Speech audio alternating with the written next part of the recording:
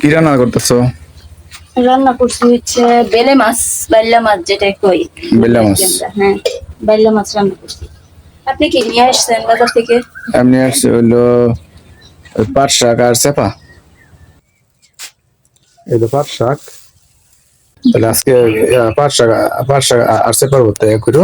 ঠিক আছে? পাট শাক চাপার ভর্তা। হ্যাঁ, পাট শাক চেপার ভর্তা। পাট শাক আর চাপার ভর্তা কার কার পছন্দ কমেন্ট করে জানাবেন।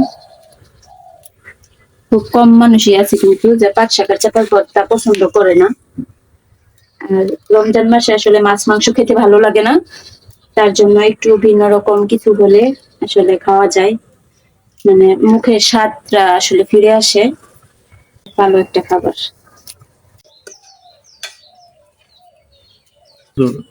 এই তো হয়ে গেছে, এখন শাক হইতে হইতে ভর্তাটা এ করে নেই। সবকিছু মাটির খোলায় ভেজে নিয়েছি।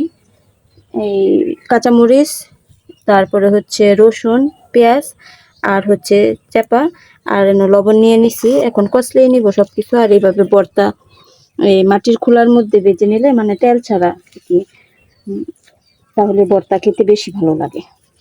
তো এখানে ভর্তাও হয়ে গেছে, আর এখানে শাকও হয়ে গেছে। কষ্ট করে যারা ভিডিওটি এতক্ষণ দেখলেন তাদেরকে অসংখ্য ধন্যবাদ।